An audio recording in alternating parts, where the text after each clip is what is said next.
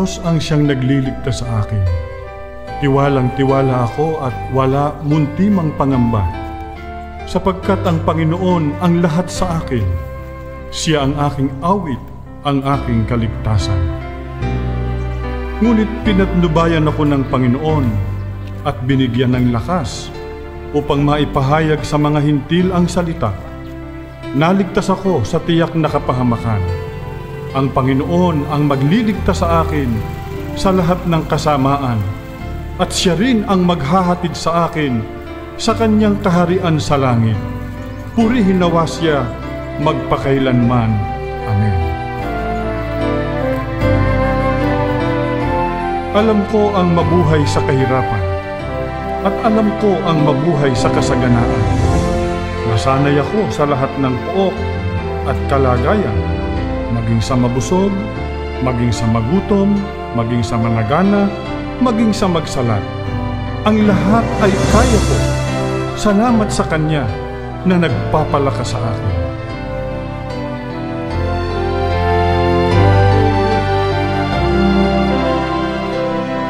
Higit sa lahat, itinuturing kong kalugihan ang lahat ng bagay, lalo na kung ihahambing sa kadakilaan ng pagkakilala kay Kristo Jesus na aking Panginoon. Dahil sa Kanya, itinuring kong baliwala ang lahat ng bagay. Itinuring kong basura ang lahat ng ito. Makamtan ko lamang si Kristo. Salamat po sa iyo, aming Ama. Kami ang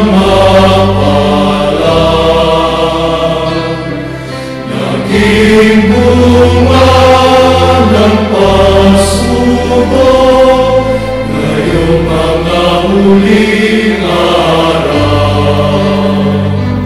Ang aking pinakananais at inaasahan ay huwag akong magkulang sa aking tungkulin, kundi magkaroon ako ng lakas ng loob sa lahat ng panahon upang sa mabuhay o sa mamatay, mabigyan ko ng karangalan si Kristo, sapagkat para sa akin, si Kristo ang buhay, at dahil dito'y pakinabang ang kamatayan.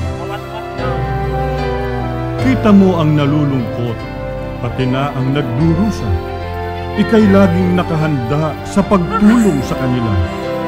Ang wala ng maasahan ay sa iyo nagpupunta, pagkat di ka nagkakait ng tulong mo sa kanila. Diringgin mo, O Panginoon, ang dalangin niyong hamak. Patatatagin mo ang loob nitong mga kulang palad. Diringgin mo yaong api at ulilang lumuluha, papanigan sa paghatol yaong mga taong tamad. Yan, O Diyos, ang gawin mo upang itong masasama ay wala nang maidulot na pangamba at dalita. O subukin ninyo ang Diyos at masdan ninyo kung gaano siya kabuti. Masdan ninyo kung paano niya ibinubuhos ang kanyang mga kaawaan sa lahat ng mga nagtitiwala sa Kanya. Kung kayo'y sa Panginoon, sambahin niyo siya, sapagkat lahat ng gumagawa nito ay mayroon ng lahat ng kanyang kailangan. Kami natawag sa iyong kawan, Iglesia ni Cristo. Nagtataan kanang-tatan sa tinanggap na